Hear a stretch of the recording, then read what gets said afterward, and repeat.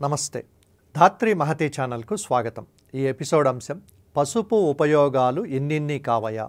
పసుపు ఒంటికి పూసుకుంటే మంచిదా, ఇంటి గడపకు పూస్తే మంచిదా, ఆహారంగా తింటే మంచిదా, లేక పాలు కషాయాల్లో కలుపుకుని తాగితే మంచిదా అని మన దేశంలో పాత తరాలు చర్చ చెయ్యనే లేదు.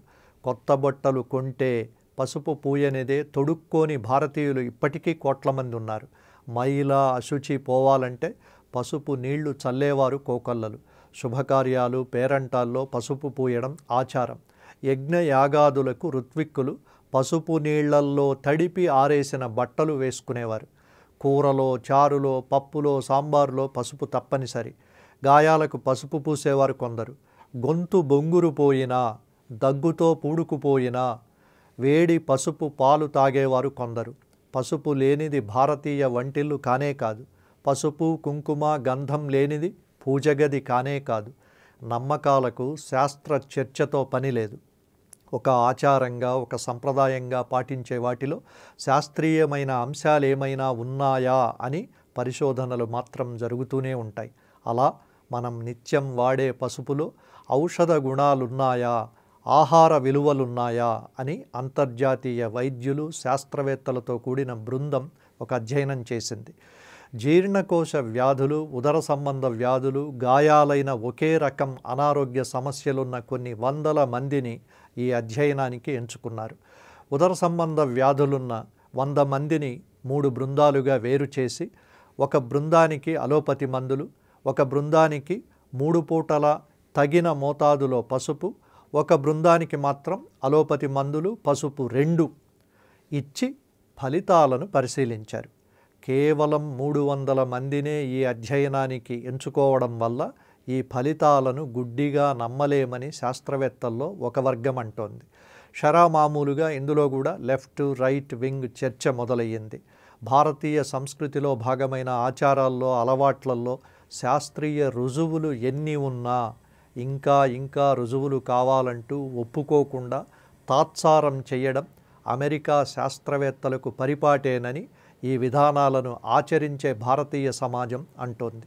శాస్త్రవేత్తల వాగ్వాదాలు, రుజువులు, ప్రమాణాల మీద సామాన్య జనానికి పట్టింపుండదు. చెడు పోవాలంటే పసుపు నీళ్లు చల్లుకుంటున్నారు, మంచికి పసుపు పూసుకుంటున్నారు, చిటికెడు పసుపు రోజు పొట్టలో వేసుకుంటున్నారు, పూసుకోగలిగినంత గడపలకు, మొహానికి పూసుకుంటూనే ఉన్నారు.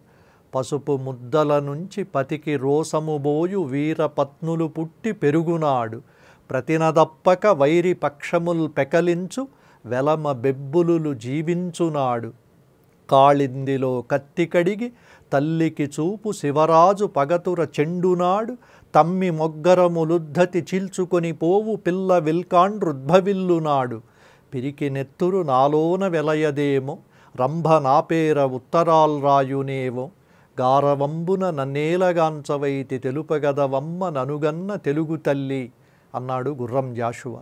పలనాటి సీమలో యుద్ధభూమి నుండి భయంతో వెనుదిరిగి వచ్చిన సైనికులకు గుమ్మాల్లో బిందెతో నీళ్లు, పసుపు ముద్దలు ఇచ్చి స్నానం చేసి లోపలికి రండి, చీర కట్టుకుందురు గాని అని ఎగతాళి చేసి వారిలో పౌరుషాగ్నిని రగిలించి మళ్ళీ యుద్ధ భూమికి పంపారట సైనికుల భార్యలు.